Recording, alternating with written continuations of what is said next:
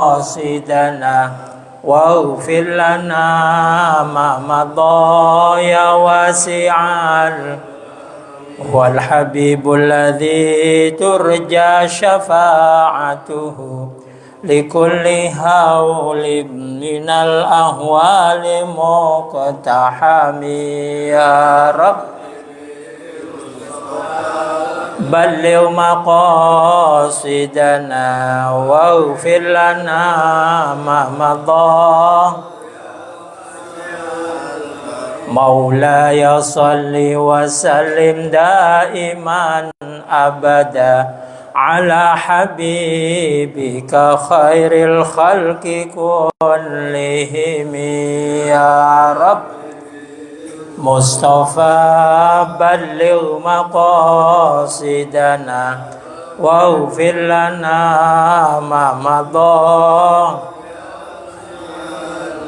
اللهم صل وسلم وبارك عليه وعلى آله بسم الله الرحمن الرحيم الحمد لله رب العالمين والصلاة والسلام على أشرف الأنبياء والمرسلين سيدنا وحبيبنا وشفيعنا ومولانا محمد وعلى آله وأصحابه أجمعين أما بعد سبحانك لا علم لنا إلا ما علمتنا innaka antal alimul hakim rabbi shrah li sadri wa yassir li amri wahlul 'uqdatam min lisani yafqahu qawli la haula wala quwwata illa billahil aliyil azim. Hadratal muhtaramin, para asatidzah,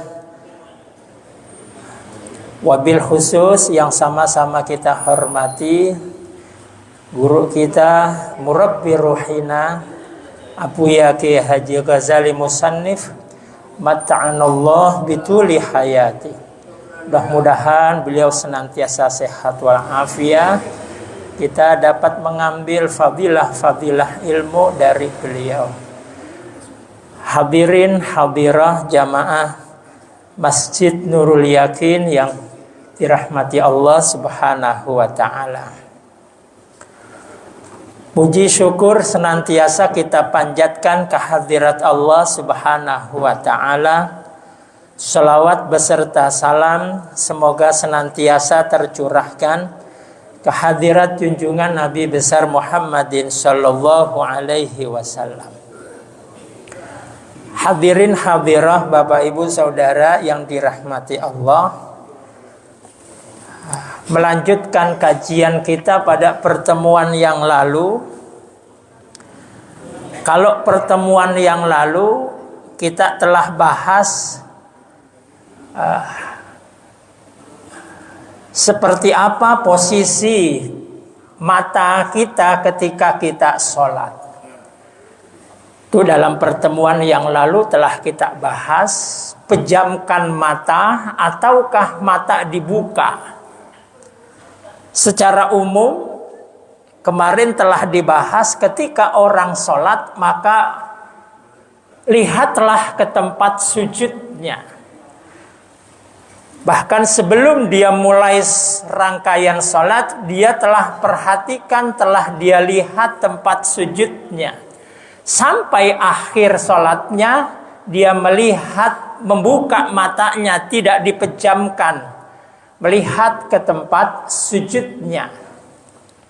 Kecuali kemarin ada beberapa hal dia tidak melihat ke tempat sujud, diantaranya ketika sholatnya dalam kondisi syiddatil khauf, dalam sholat peperangan, maka dia tidak melihat ke tempat sujud, tapi dia melihat musuh yang ada di hadapannya. Ketika sholat dalam peperangan, musuh sudah di hadapannya, maka dia melihat kepada musuh yang dia hadapi, tidak melihat ke tempat sujudnya. Termasuk diantaranya adalah ketika di tempat sujudnya ada sesuatu yang menyebabkan dia lalai dalam sholatnya, maka tidak melihat ke tempat sujud itu. Seperti ada gambar yang menyebabkan dia lalai, tapi pejamkan matanya. Ini memejamkan mata yang disunahkan ketika melihat sesuatu yang menyebabkan dia lalai, maka sunnah untuk pejamkan matanya, merem salatnya. Atau dia melihat sesuatu yang tidak boleh dilihat, maka pejamkan mata, hukumnya wajib di dalam salat. Atau pengecualiannya adalah ketika dia melakukan tahiyat awal ataupun tahiyat akhir. Ya, tasyahud awal atau tasyahud akhir. Ketika dia mengucapkan kalimat tasyahud, asyhadu an la ilaha illallah, telunjuknya diangkat, maka lihatlah ke telunjuk tersebut. Ketika awal dia melihat ke tempat sujudnya, maka lihatlah ke telunjuknya ketika dia mengucapkan kalimat tasyahud, asyhadu an la ilaha illallah, telunjuk dia angkat, dilihat ke telunjuk tersebut. Hadirin yang dirahmati Allah Subhanahu wa taala. Selanjutnya adalah yang kita bahas pagi ini, ya, kesunahan di mana posisi tangan kita ketika kita melakukan salat. Ketika dalam posisi berdiri, di mana posisi tangan kita? Ketika kita ruku, di mana posisi tangan kita? Ketika kita sujud, di mana posisi tangan kita? Ketika kita duduk di antara dua sujud, jalsatul istiraha, ataupun duduk tahiyat awal ataupun duduk tahiyat akhir, di mana posisi tangan? Ini insya Allah akan kita bahas dalam pertemuan pagi ini.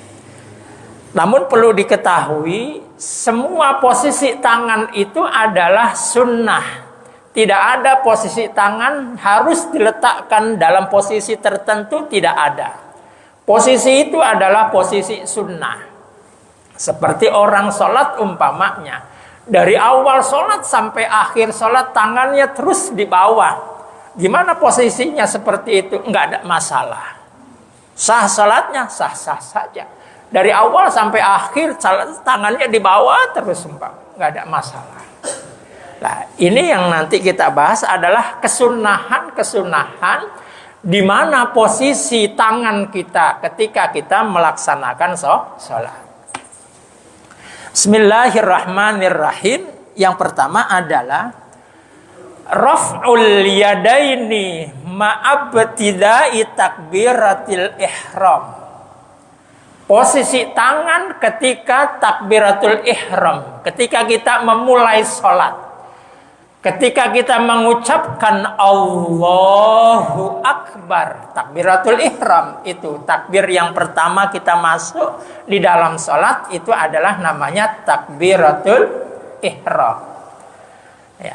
Ketika kita mengucapkan kalimat Allahu Akbar, maka posisi tangan disunnahkan.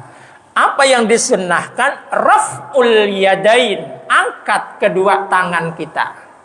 Ini sunnah. Seberapa mengangkat tangannya, yang penting diangkat. Ya, yang penting diangkat, itu sudah mendapatkan kesunahan.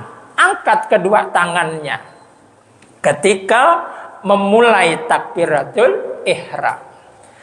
Baik. Mengangkat tangan, saya ulangi kembali, adalah sunnah. Malah yang menjadi rukun yang wajib kita lakukan itu adalah ucapan takbiratul ihramnya. Kadang orang kebalik.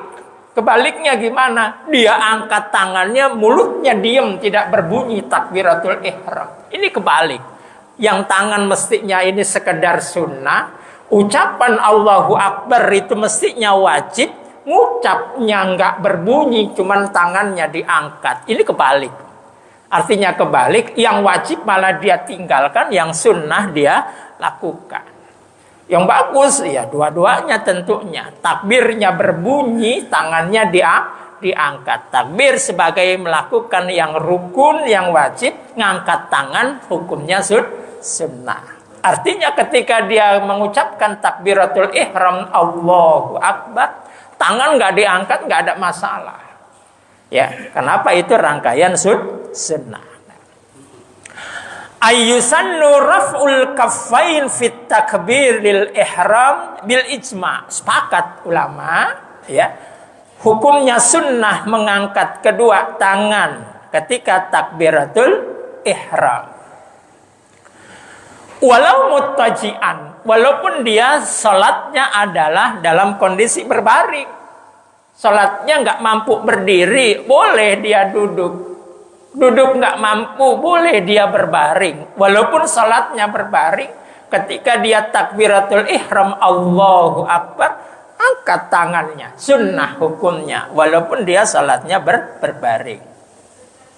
Nah, kesunahan mengangkat tangan ini ya, berdasarkan hadis yang diriwayatkan oleh Imam Salim Ibnu Abdillah, anna Rasulullah sallallahu alaihi wasallam kana yarfa'u yadai hadwa mankibai. Baginda Rasul ketika salat, ketika takbiratul ihram mengangkat kedua tangannya hadwa mankibai. Sejajar diangkat kedua tangan itu dengan pundaknya sejajar. Nah nanti ini macam-macam mengangkatnya itu. Memang ada yang mengatakan sekedar sejajar dengan pundaknya. Ada yang mengatakan nanti diangkat ya, jempolnya ini sejajar dengan anak daun telinganya ini. Ada yang mengatakan ujung-ujung jarinya sejajar dengan daun telinga. Jadi ada 3 versi kesunahan. Yang jelas angkat tangan itu adalah sudah kesunahan. Setinggi apa kesunahannya? Kalau hadis ini Baginda Rasul mengangkat kedua tangannya hadwa mankibai, sejajar dengan kedua pundaknya. Ya. Ada sih yang terlalu pendek seperti ini, ada kadang kita lihat. Allahu Akbar segini ada. Itu sudah dapat kesunahan. Cuman dalam segi keafdolan belum dia. Allahu Akbar segini doang diangkat. Kalau segini sekiranya kan belum sampai sejajar dengan pundaknya. Tinggiin lagi dikit biar nanti sesuai dengan hadis yang ini. Wakila biwujubihi kama fit tuhfah. Bahkan ada yang mengatakan ngangkat tangan ini wajib sebagaimana Imam Ibnu Hajar dalam kitab Tuhfahnya. Kesimpulannya wa yustahabbu ar-raf'u li kulli musallin qa'imin wa qa'idin wa muftaridin wa mutanaffilin wa imamin wa ma'mumin. Sunnah mengangkat kedua tangan ketika takbiratul ihram bagi siapa? Bagi orang yang salatnya berdiri ataupun duduk, salat fardu ataupun salat sunnah, bagi imam ataupun dia statusnya jadi makmum. Sunnah angkat kedua tangannya. Nah. Maaf tidak takbiratil ihram, mengangkat tangannya itu kapan diangkat kedua tangannya itu? Ya, beserta ketika memulai takbiratul ihram.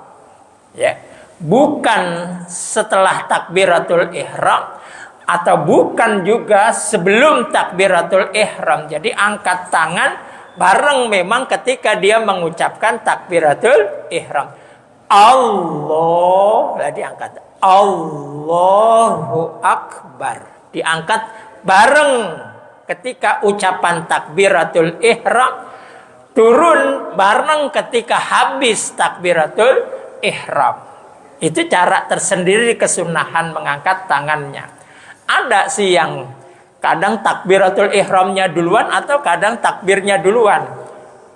Allahu Akbar. Tidak. Allahu Akbar. Ini kan berarti sudah ngangkat dulu. Bareng posisi ngangkatnya ketika mulai mengucapkan takbiratul ihram. Kadang ada orang ngangkat doang, takbirnya belakangan.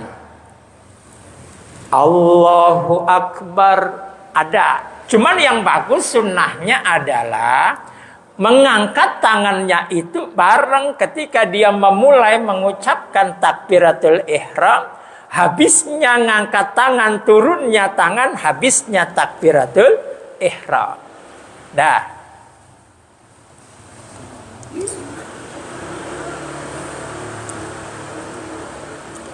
Hikmahnya apa dalam mengangkat tangan ini? Amal hikmatu fi raf'il yadain faqad ikhtalafal ulama fiha. Fa fil majmu' ruwiya anis Syafi'i radhiyallahu an. Dalam kitab Majmu' diriwayatkan dari Imam Syafi'i. Satu saat Imam Syafi'i salat, di sampingnya ada orang yang bernama Muhammad ibnul Hasan. Setelah salat Imam Syafi'i ditanya, kenapa engkau ketika takbiratul ihram mengangkat kedua tanganmu? Apa jawab Imam Syafi'i? Faqala Syafi'i i'dhaman li jalalillahi ta'ala. Aku angkat tanganku ketika takbiratul ihram ini sebagai bentuk i'dhaman, pengagungan. Li jalalillahi ta'ala terhadap keagungan, kemuliaan Allah Subhanahu wa ta'ala. Satu, kata Imam Syafi'i, ku angkat tanganku ketika takbiratul ihram sebagai pengakuanku, kata Imam Syafi'i, akan keagungan, kemuliaan Allah Subhanahu wa ta'ala. Kedua, ittiba'an li sunnati rasulih. Ku angkat tanganku, aku ikut Rasul. Rasul ketika sholat takbiratul ihram memulai salatnya, Rasul ngangkat tangan. Kata Imam Syafi'i, aku juga angkat tangannya. Ittiba, ikut kepada Rasul, angkat tangannya. Yang ketiga, kata Imam Syafi'i, raja'an li thawabillah. Aku berharap juga mudah-mudahan ada tambahan pahala yang Allah berikan ketika aku angkat tangan, dalam mengucapkan takbiratul ihram. Raja'an li thawabillah.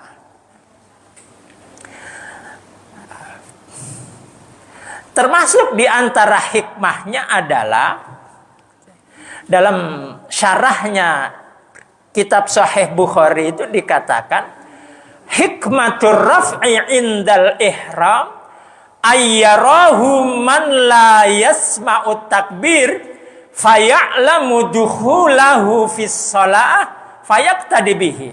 Ini kasusnya adalah masjidnya luas, jamaahnya banyak sekali. Mikrofonnya mati, yang belakang nggak kedengeran. Yang belakang bingung, ini salat sudah mulai apa belum? Dia lihat dari belakang atau dilihat dari atas, nggak terdengar suaranya, tapi dia lihat imam mengangkat tangan. Oh, ini diantara fungsinya, hikmahnya, mengangkat tangan supaya orang yang tidak mendengar suaranya imam udah mulai apa belum, dengan dia melihat imam mengangkat kedua tangannya, oh berarti sholat sudah dimulai. Itu diantara hikmahnya dalam syarah kitab Sahih Bukhari. Jadi orang yang tidak mendengar takbirnya imam, ini udah masuk sholat apa belum? Suaranya nggak kedengaran, Allahu Akbar nggak kedengaran, tapi dia bisa melihat, oh imam udah angkat tangan tuh, oh berarti sholat sudah dimulai. Ini diantara hikmahnya. Wakila huwa istislamun wanqiyadun. Dikatakan juga hikmahnya orang yang mengangkat kedua tangannya ketika takbiratul ihram istislam wanqiyad. Tunduk dan patuh, pasrah dia. Seperti orang-orang tawanan-tawanan, musuh-musuh kalau udah angkat tangan kan pasrah. Orang yang sholat begitu juga, ketika dia angkat tangannya, ini diantara hikmahnya, dia pasrah dan tunduk terhadap aturan-aturan Allah dan Rasulnya di dalam sholat. Pasrah, serahkan semuanya kepada Allah.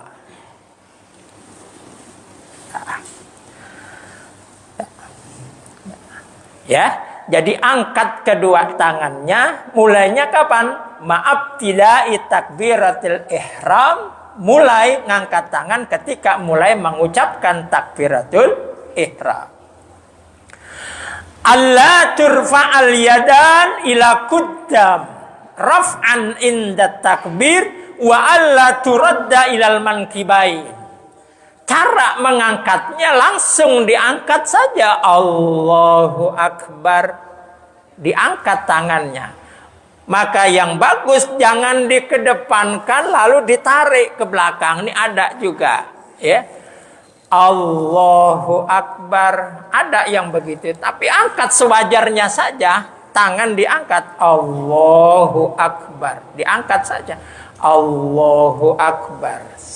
Sekedar diangkat, enggak dikedepankan, Allahu Akbar. Habis dikedepanin ditarik ke belakang, enggak. Ada tuh kadang kita lihat ya. Tidak seperti itu. Ya, Qaulahul Ghazali fil Ihya, sebagaimana yang dikatakan Imam Ghazali dalam kitab Ihya, enggak perlu ditarik ke depan, ya, dimajuin ke depan tangannya, lalu ditarik lagi ke belakang, tidak. Angkat saja sudah. Ayyajharul imamu bitakbir, termasuk sunnahnya adalah imam keraskan suaranya ketika takbir, ya. Dikeraskan suaranya. Ayusallu lil imam ayyajhar bitakbiratil ihram wa kadzalika takbiratul intiqal. Bagi imam disunnahkan ketika mengucapkan takbiratul ihram keraskan suaranya, ya. Termasuk adalah takbir-takbir yang lain. Takbir yang lain selain takbiratul ihram itu namanya adalah takbir intiqal, ya. Takbir perpindahan dari satu rukun kepada rukun yang lain.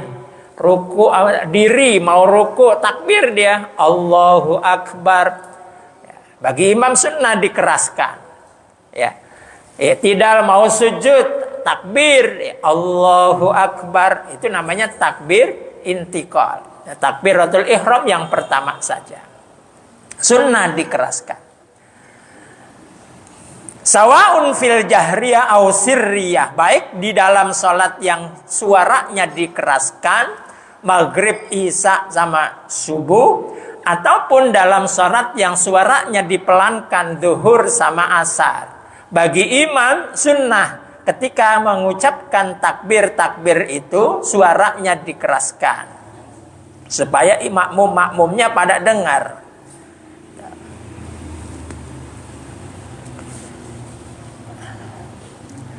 Bikhilafi ghairihi, lain halnya selain imam. Selain imam berarti siapa? Selain imam adalah makmum atau orang yang sholat sendirian.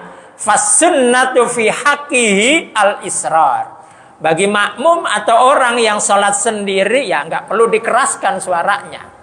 Ya sekedar dia dengar saja, ya, sekedar dirinya mendengar, nggak perlu dikeraskan. Kecuali bagi orang-orang yang bertugas untuk menyambungkan suaranya imam, mubaligh gitu ya istilahnya.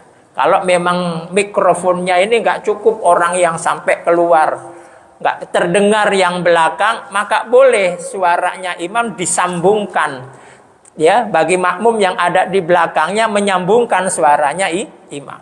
Allahu Akbar, imam ngucap gitu. Yang paling jauh nggak kedengaran, disambungin boleh yang di tengah. Allahu Akbar, boleh disambungin. Ya, boleh juga dia mengeraskan suaranya, tapi perlu diingat, penyambung suara imam itu bukan sekedar niatnya nyambungin doang, tapi dia juga harus diniatkan ngucap takbir itu serta dia niat untuk nyambungin suaranya imam.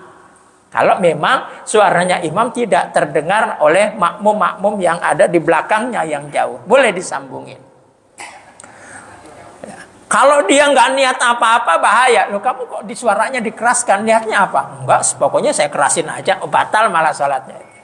Ya, niatnya nggak ada niat apa-apa, itu malah batal sholatnya. Diniatkan itu untuk memang dia mengucapkan takbir itu dan dia memang niat untuk menyambungkan suaranya imam kepada makmum yang lain. Itu bisa dilihat dalam kitab Hasyiyatu I'anatut Talibin. Nah, termasuk juga kesunahannya adalah at-tawassutu bainal maddi wal qasri fit takbir. Ya. At-tawassutu bainal maddi wal qasri fit takbir. Ketika mengucapkan takbir sedang-sedang saja. Antara enggak terlalu panjang juga tidak terlalu pendek. Ada yang kepanjangan banget, Allah panjang. Ada yang terlalu pendek banget, Allahu Akbar, sedang-sedang saja. Karena ketika takbiratul ihram itu, ini takbiratul ihram, ketika takbiratul ihram itu setidaknya ada rangkaian niat yang kita tanamkan di hati ketika orang ngucap Allahu Akbar. Ya, tanamkan, niatkan di dalam hati usolli fardhos subhi makmuman, kalau memang jadi makmum 4 kalimat ini setidaknya. Ya, sunnahnya sih niat dibaca semua, usolli fardhos subhi rak'ataini mustaqbilal qiblati adaan makmuman lillahi ta'ala. Cuman panjang. Kalau yang nggak terbiasa itu nanti takbirnya malah jadi kepanjangan banget. Allah sholli fardhos subhi rak'ataini mustaqbilal qiblati adaan makmuman lillahi ta'ala bar. Itu panjang. Ya, yang simple ya 4 kalimat itu, sholli fardhos subhi makmuman, ya. Ucapkan usolli, ya. Ucapkan fardiyahnya fardho, kemudian tentukan sholatnya. Kalau jadi makmum ya sebutkan makmuman. Ya. Tidak terlalu panjang dan juga tidak terlalu pendek. Kecuali takbir intikal, perpindahan dari sujud bangun mau rakaat kedua. Ini kan jaraknya agak jauh, nggak apa-apa itu dipanjangkan. Bangun dari sujud mau rakaat kedua, umpamanya panjangin takbirnya nggak apa-apa. Allahu Akbar sampai dalam posisi berdiri. Hadirin yang dirahmati Allah Subhanahu wa taala. Kembali dalam masalah urusan tangan, mengangkat tangan ini, angkat kedua tangan itu ya, mengangkat tangannya antakunal yadan maksyufah. Tangan ini ya tidak tertutup dengan apapun. Biarkan telapak tangan ini terbuka, maksyufah.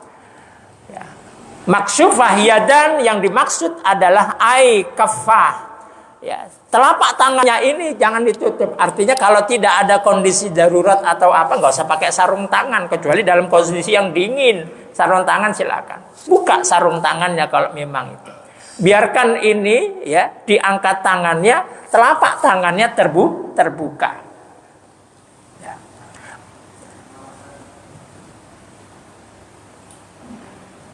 Tidak tertutup. Bal yukrahu satruhu ma illa li'udhrin.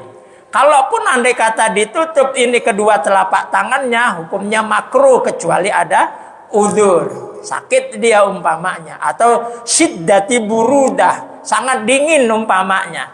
Enggak apa-apa dia pakai sarung tangan, enggak apa-apa. Yang bagus jangan ditutup ini kedua tangannya atau kedua telapak tangannya jangan ditutup.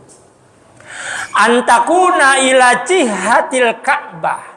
Ketika diangkat kedua tangannya, telapak tangannya terbuka, hadapkan ke arah kiblat. Jadi ngangkatnya ya, posisi telapak tangannya ke arah kiblat. Allahu Akbar, ke arah kiblat. Ya. Antakuna ila jihatil Ka'bah. Telapak tangannya ini hadapkan ke arah kiblat. Berarti mafhumnya tidak seperti ini ngangkatnya. Ada Allahu Akbar. Dia dapat sekedar ngangkat tangan saja. Yang bagus telapak tangannya terbuka, hadapkan ke arah kiblat. Ya. Allahu Akbar, hadapkan ke arah kiblat. Ya. Tidak miring gini, tidak. Bukan begini ya, tapi hadapkan telapak tangan itu ke arah kiblat, terbuka, hadapkan ke arah kiblat. Ya. Tafriju asabi'il yadain. Nah, sekarang posisi jari-jarinya. Ya. Ketika diangkat kedua tangannya, telapak tangan hadapkan ke arah kiblat, Kemudian sunnahnya juga adalah tafriju asabi'il yadain. Jari-jarinya ini renggangkan, sedikit saja renggangkan, tidak rapat. Kalau ini rapat. Ya, nanti akan dijelaskan ya, posisi-posisi jari itu rapat apa renggang, ya. Renggangkan sekedarnya saja, tidak terlalu renggang banget, ini kerenggangan, ya.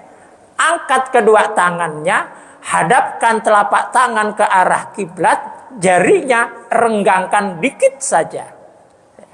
Ya, Allahu Akbar, direnggangkan sedikit saja. Hadapkan ke arah kiblat. Dalam hal masalah jari ini disimpulkan walil asabi fis salati sittu halat. Jari-jari kita ketika di dalam sholat itu ada 6 keadaan, ada 6 posisi. Ya, jari kita ketika sholat itu ada 6 model. Ya, ihdaha salah satunya halatar raf'i fi taharrumin. Ya, ketika mengangkat jari itu, ketika mengangkat tangan dalam posisi takbiratul ihram, waruku'in posisi ruku', wa'tidalin posisi i'tidal, wa qiyamin posisi berdiri, min tasyahudi awalin dari tasyahud awal, fayundabu tafrikuha, sunnahnya angkat kedua tangan itu jarinya adalah direnggangkan, ya, jarinya direnggangkan, tidak dirapatkan. Dalam posisi apa? Takbiratul ihram, posisi ruku, posisi i'tidal, posisi berdiri dari sujud yang pertama. Baik. Ya, jadi keadaan yang pertama itu, ya, angkat tangan ketika takbiratul ihram, Allahu Akbar, posisi jari renggang dikit saja. Satu. Ya, yang kedua adalah ketika ruku, Allahu Akbar.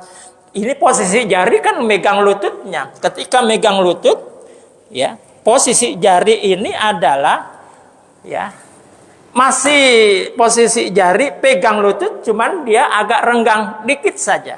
Tidak direnggangin banget. Ada yang begini direnggangin banget, tidak. Ya, pegang lututnya, renggang jarinya tapi dikit saja. Tidak seperti ini. Ini umpama lutut tidak begini megangan. Ini terlalu renggang. Tapi apa? Direnggangkan dikit saja. Ini dalam posisi ruku juga masih seperti itu. Wa'tidalin, bangun dari ruku, ketika i'tidal kan angkat tangan itu. Sama ini, jarinya juga direnggangkan dikit saja. Kemudian adalah ketika posisi bangun dari tasyahud awal, angkat tangan juga sunnah itu, ya. Itu juga posisi mengangkat tangan, renggangkan jarinya, tidak rapat. Oke. Ini yang pertama. I'tidal. Ketika i'tidal maksudnya tangannya kemana? Oh, ketika bangun berarti ya. Sami Allahu liman hamid. Ini angkat tangan sunnah hukumnya ketika i'tidal. Posisi jari sama seperti takbiratul ihram tadi. Ya. Buka, jangan ditutup telapak tangannya, hadapkan ke arah kiblat, jari-jarinya renggangkan dikit saja, nggak banyak. Ngangkatnya sama seperti tingginya mengangkat ketika takbiratul ihram. Lah nanti urusannya adalah posisi tangan ketika sudah diangkat, posisinya turun ke bawah apa kembali sendakep lagi. Yang bagus yang saya lihat guru-guru saya adalah awalnya saya dulu sendakep. Ya. Sami Allahu liman hamidah. Dulu saya sendakepin lagi. Tapi kalau saya lihat guru-guru saya kebanyakan nggak sendakep, diturunin. Ternyata memang begitu. Ya, jadi nggak disendakepin lagi, tapi apa? Turunin ke bawah. Yang bagus gitu. Ya? Oh iya, terserah ini seperti apa, nggak apa, mau begini nggak apa-apa. Lah nanti ya, ketika dia turunkan tangannya, jangan diayunkan. Ini harus berbahaya nih kalau diayunkan begini. Ngayun istilahnya. Ini kalau ngayun sampai 3 kali sudah batal. Ya, ini pertama, posisi jari di dalam sholat ada 6. Yang pertama itu. Yang kedua adalah halaqiyam min ghairi tasyahud.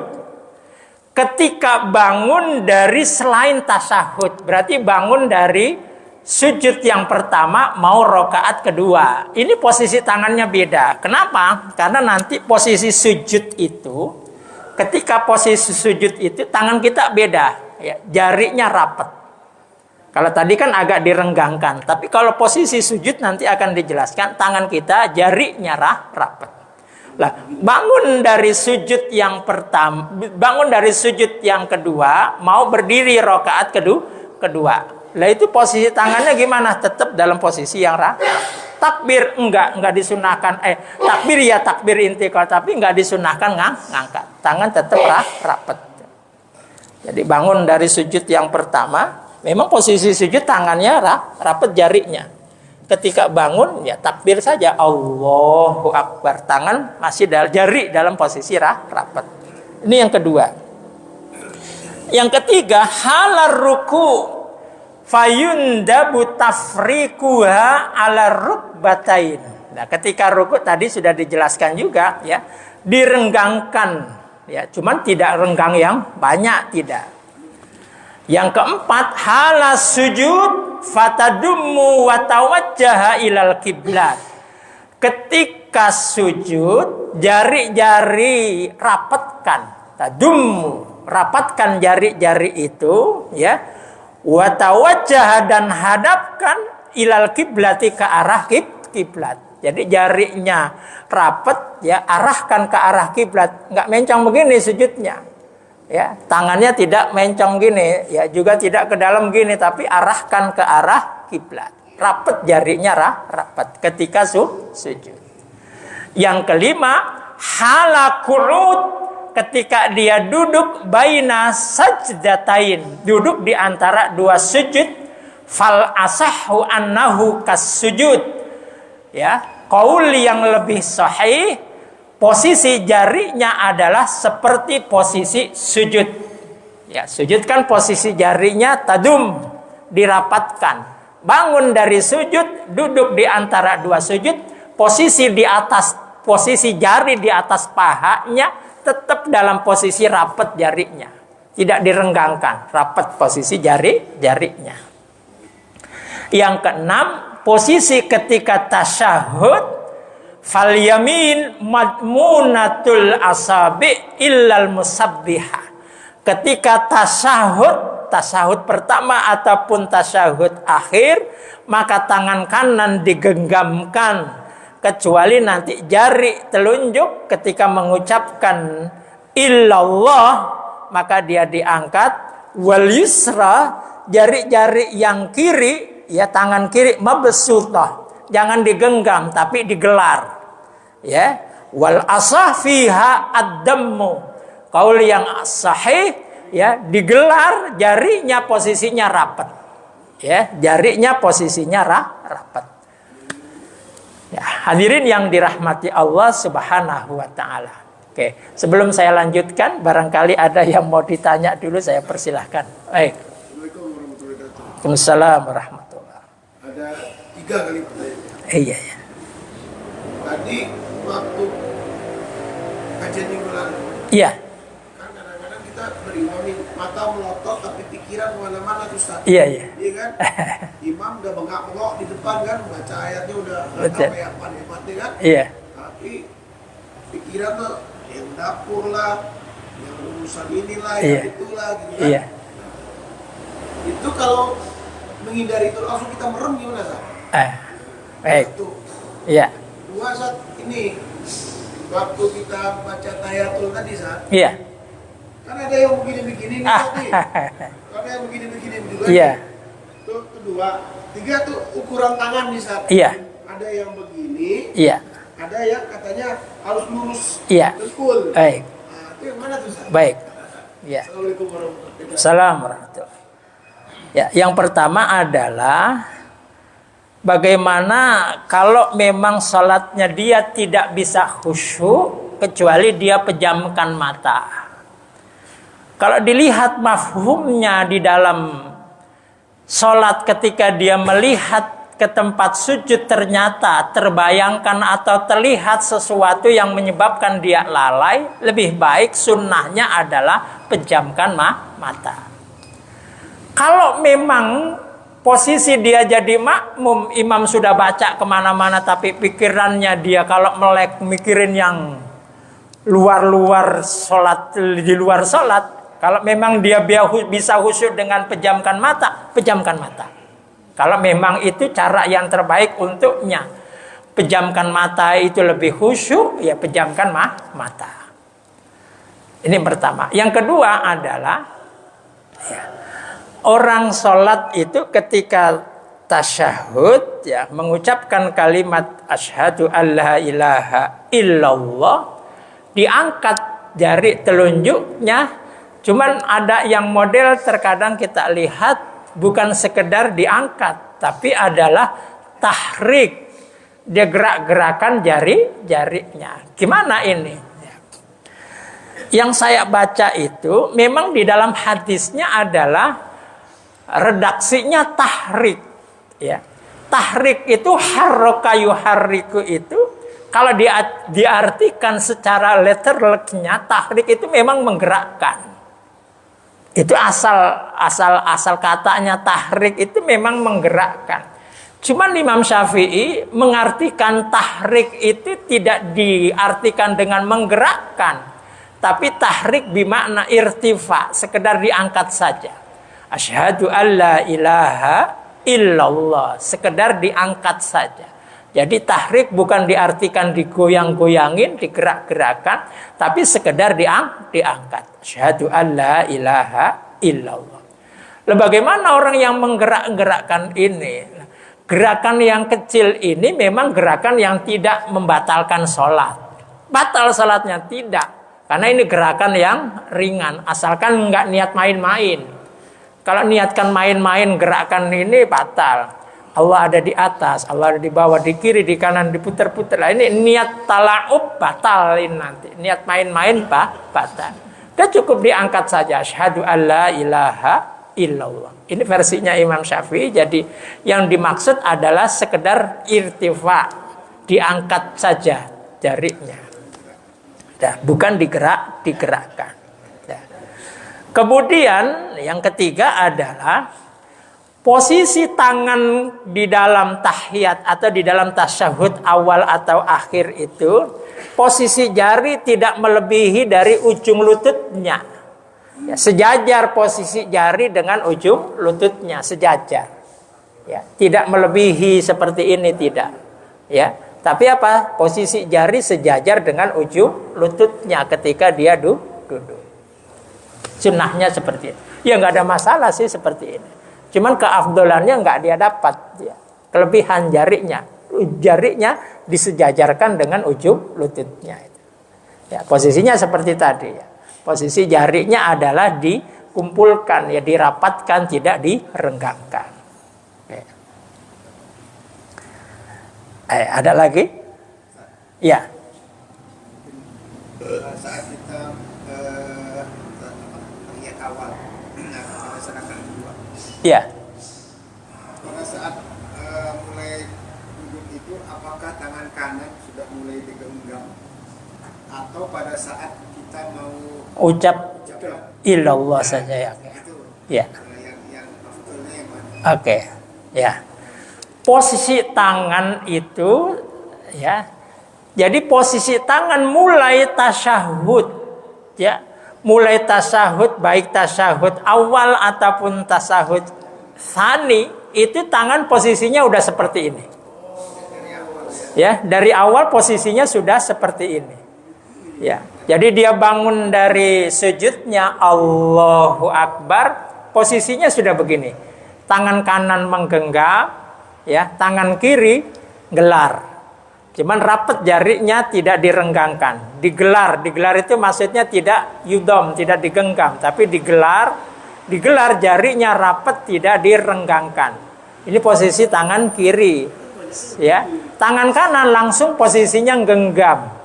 Ya, kecuali nanti jari telunjuknya ketika mengucapkan illallah maka diangkat, ya. Posisi jari telunjuknya diangkat. Jadi mulai dari awal posisinya sudah seperti ini. Baik tasyahud awal ataupun tasyahud yang kedua. Oke. Ya. Kaitan dengan pertanyaan Iya. Pak Eko tadi yang pertama, di antara memejamkan mata atau memandang tempat suci, Iya.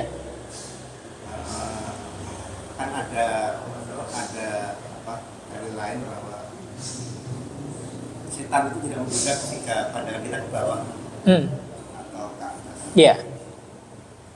Jadi antara memandang atau tidak memandang ke bawah, Iya. barangkali dari dalilnya ada dengan itu. Oke. Baik. Ya. Ya. Memang anjurannya untuk khusyuk sudah diajarkan. Jadi sebelum kita masuk sholat, lihat sudah tempat sujudnya. Ini sebagai cara, ya, sebagai cara supaya sholatnya khusyuk. Dari awal sebelum sholat. Kalau sebelum sholat kita udah lihat kanan, kiri, depan, atas, wah sudah, sholatnya ini sudah alamat. Tapi sebelum sholat kita sudah memandang ke tempat sujud. Mana tempat sujud kita? Lihat itu. Mudah-mudahan dengan seperti itu, ya, sholatnya bisa khusyuk. Karena kalau udah sholatnya lihat ke kanan ke kiri, sudah pikirannya akan terbagi-bagi. Dia melihat ke kanan, wah ada bangku, ini bangku di rumah saya kayak apa ntar gitu deh. Lihat ke atas, oh ada plafon saya bocor apa enggak di rumah saya. Itu akan terpecah-pecah. Maka sebelum sholat, fokuskan pandangannya sudah lihat ke tempat sujudnya. Aman apa tidak, ini adalah juga sebagai cara supaya dia khusyuk di dalam sholatnya. Barangkali umpamanya, kok dengan memandang tempat sujud yang nggak khusyuk juga, mau dimeremin gimana? Silahkan kalau memang itu bisa khusyuk. Andai kata dia nggak bisa kalau melek, pasti ada pikiran-pikirannya.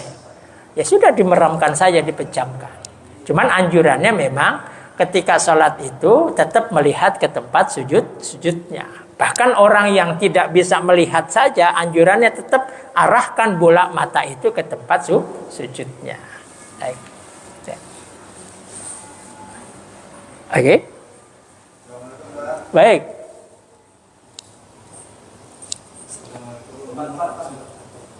Tadi kemarin masalah sholat zuhur dan asar yang imam tidak bersuara. Iya. Itu ada penjelasan atau Oh. Yang kedua, tadi gerakan-gerakan kecil itu ada nggak batasannya, berapa kali kita mengerjakannya, atau misalkan dalam satu rakaat ada berapa berapa kali? Iya. Lebih dari itu apa atau tidak? Iya. Baik. Waalaikumsalam. Ya. Zuhur atau asar memang suaranya tidak dikeraskan. Ini memang banyak versi yang menjelaskan tentang ini. Kalau dulu memang sholatnya Nabi adalah masih sifatnya sirriyah, masih sembunyi-sembunyi. Orang-orang kafir yang memusuhi Nabi itu adalah mereka sedang terjaga, terbangun itu ketika zuhur dan ketika asar.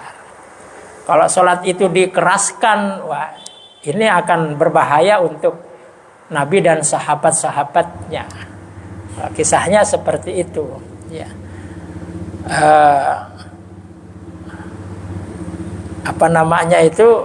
Diantaranya juga memang kalau fadilahnya atau keutamaannya apa nanti insya Allah pertemuan yang akan datang saya akan jelaskan itu. Ya. Kemudian yang kedua apa tadi itu? Banyakkan gerakan itu. Jadi gerakan-gerakan yang ringan itu adalah gerakan-gerakan anggota tubuh yang masih ikut kepada anggota tubuhnya yang lain. Seperti jari ini. Berapapun gerakannya, jari ini kan gerakannya sebenarnya ikut dengan gerakan yang berat yang tangan.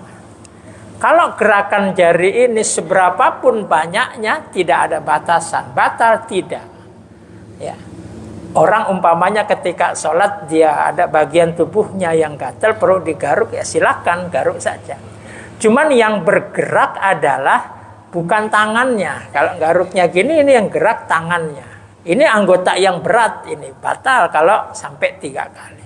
Tapi kalau yang bergerak adalah jarinya, tempelin dulu tangannya. Ini gerakan berapa kali pun tidak apa-apa. Asalkan tidak niat untuk main-main, gerakan berapa saja nggak apa-apa. Karena yang gerak ini adalah jari, bukan tangan. Termasuk adalah gerakan mata umpamanya. Dikedip-kedipan umpamanya. Gimana? Nggak ada masalah. Itu gerakan yang ringan juga. Ya, tapi kalau kepala ini harus hati-hati. Kadang ada orang sholat dihusu-husuin, kepalanya goyang-goyang.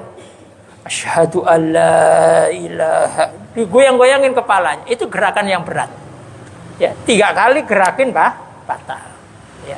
Tapi kalau sekedar matanya, hidungnya goyang-goyang, telinganya, itu gerakan ringan. Tapi gerakan ringan berapa kali pun tidak batal, asalkan tidak niat tala'ub, tidak niat main-main dengan gerakan itu. Kalau niat main-main dengan gerakan itu batal. Baik. Ada lagi? Menjelaskan jumlah gerakan 3 batal itu ada siapa? Iya. Kalau secara spesifik saya nggak hafal hadisnya, Nanti saya carikan gerakan-gerakan yang membatalkan sampai 3 kali itu saya nggak hafal hadisnya. Tapi umumnya memang gerakan yang berat itu adalah gerakan yang sampai 3 kali membatalkan sholat. Hadisnya saya nggak hafal. Baik. 3 kali yang apa gerakan besar itu 3 kali itu dalam 1 rakaat atau dalam 1 sholat? Oke. Gerakan itu yang batal adalah gerakan yang bersambung. Gerakan yang bersambung diulang-ulang dalam sholat nggak ada masalah asalkan tidak bersambung. Saya contohkan umpamanya. Baris depannya kosong kan mestinya kita kudu maju supaya jamaahnya tidak putus. Tapi agak jauh umpamanya. Gerakan kita membutuhkan langkah yang banyak kalau ke depan. Asalkan tidak bersambung nggak apa-apa. Gerakan umpamanya 2 langkah umpamanya 1, 2. Diem dulu 1, 2. Ya. Ketika kita sudah diem sejenak seperti ini, dari tadi belakang melangkah 2 langkah, maju lagi umpamanya dihitung ya 1, 2 lagi. Ya, tadi udah 1, 2, kita diem sejenak. Ketika diem sejenak, setelah itu kita maju lagi, maka hitungannya bukan 3, 4, tapi diulang kembali 1, 2. Tadi 1, 2, habis itu kita diem, maju lagi. Ya dihitung ya 1, 2 lagi. Tapi kalau majunya langsung ya 1, 2 begini, wah ini sudah sampai 3 ya bersambung. 3 yang bersambung itu 3 yang membatalkan sholat. Tapi kalau gerakan yang berat itu 1, 2 stop, 1, 2 stop, nggak ada masalah. Walaupun dia lakukan di dalam rakaat pertama, rakaat kedua atau rakaat ketiga berulang-ulang, nggak ada masalah. Asalkan gerakan yang berat itu adalah 2, tidak sampai 3 bersambung. Kalau sampai 3 bersambung, batal salat. Ataupun gerakan yang sangat berat sekali, fahisyah. Seperti apa? Seperti ngeloncat. Depannya kosong, cuma caranya nggak ngelangkah, dia loncat. Wah, depan kosong nih. Saya gerakannya 1, tapi loncat. Batal, itu gerakannya fahisyah. Kalau loncat kan udah apaan semuanya, itu gerak kakinya, tangannya, loncat dia maju. Batal, walaupun loncatnya sekali. Ya? Karena udah semuanya bergerak, itu gerakan yang bukan berat lagi, tapi berat banget istilahnya. Gerakannya udah berat banget. Iya. Iya.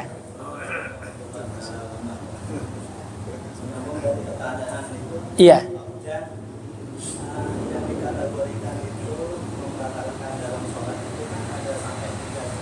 Iya. Iya.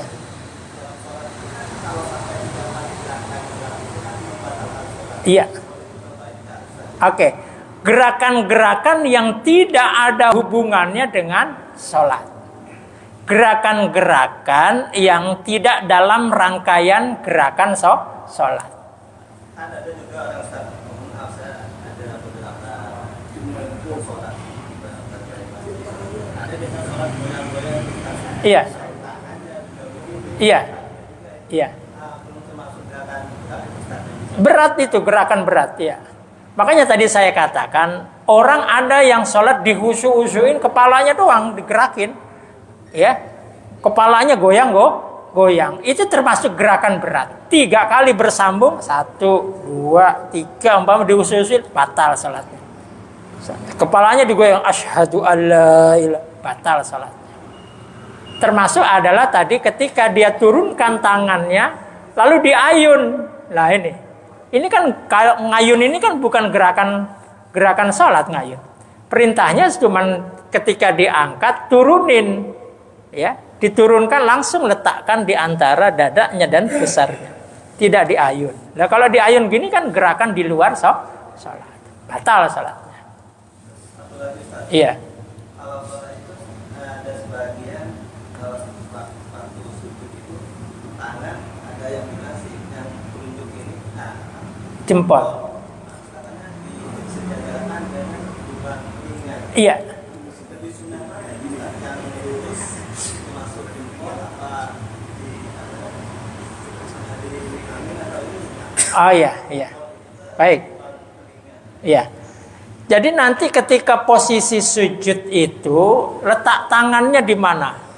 Apa sejajar dengan kepala? Apa agak sejajar dengan perutnya? Nah, itu nanti sama posisinya ketika dia mengangkat tangan. Ya. Posisi mengangkat tangan memang anjurannya adalah yang jempol ini ya sejajar dengan anak daun telinga yang pakai anting ini. Ya. Ujung-ujung jarinya setidaknya sejajar dengan atasnya bagian telinga. Nanti posisi sujud seperti itu. Ya, posisi sujud seperti itu. Letakkan kedua tangannya, ya, gelar kedua tangannya jangan digenggam ketika sujud, ya. Digelar jarinya dirapatkan sejajar dengan pundaknya. Nah, kalau memang versinya banyak ketika takbir itu 3 versinya. Ada yang sejajar dengan pundak, ada yang diangkat sejajar dengan daun telinga. Ada yang memang benar-benar sampai sedaun telinga. Ada 3 versinya. Nah, nanti seperti sujud pun nanti seperti itu. Ya. Iya. Kaki kiri saya ini kena kayak Iya. sering kesemutan. Iya. Kadang-kadang saya kalau sholat itu saya angkat sedikit gitu. Bagaimana? Ketika salat ya. Iya, ketika berdiri. Oke. Ya. Memang sholat itu diantaranya adalah al-qiyam, berdiri termasuk rukunnya. Ya. Berdiri ini adalah benar-benar napak. Sholatnya tidak gantung, ya. Sholatnya napak, sholatnya tidak gantung. Nah, napak ini kaki kiri dan kanan benar-benar napak di tempat berdirinya dia. Nah, ini nanti ada pengecualiannya kecuali memang kakinya, ya. Ada kurang sehat atau apa sedikit diangkat umpamanya ya nggak apa-apa. Tapi nanti kalau memang sudah enak ya napakin lagi, ya. Jadi sholatnya istilah nggak dingkring. Ya, benar-benar dinapakin kedua kakinya. Harus napak, tidak gantung ya. Memang kalau bisa ya napak dua-duanya kiri dan kanan itu. Oke. Iya. Iya. Kalau lagi sujud posisi kaki kita itu bagaimana Ustaz? Sunnah-sunnahnya apa kita diri? Iya. Iya. Posisi sujud memang adalah ada beberapa anggota tubuh yang benar-benar harus napak ketika sujud. 7 setidaknya. Ya, keningnya, jidatnya benar-benar napak, nempel di tempat sujudnya. Tidak ada penghalang kening dengan tempat sujudnya. Kemudian yang kedua adalah telapak tangannya, posisinya seperti tadi.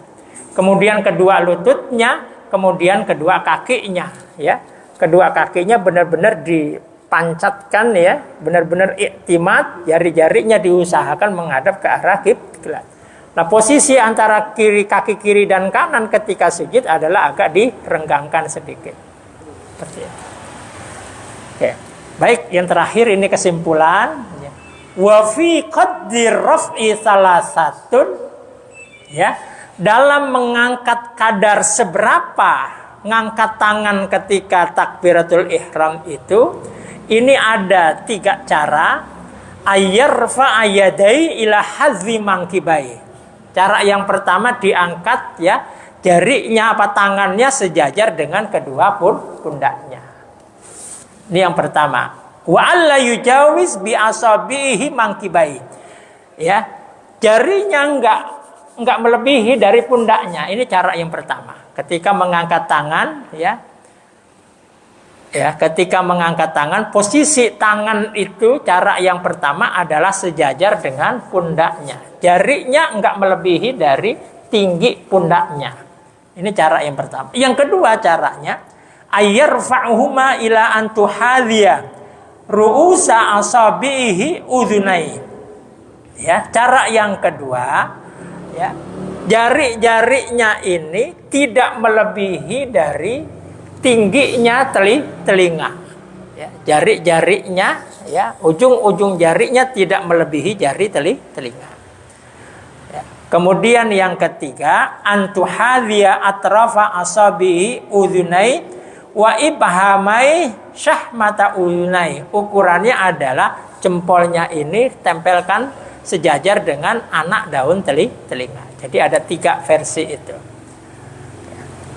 Baik, ini saja yang dapat saya sampaikan.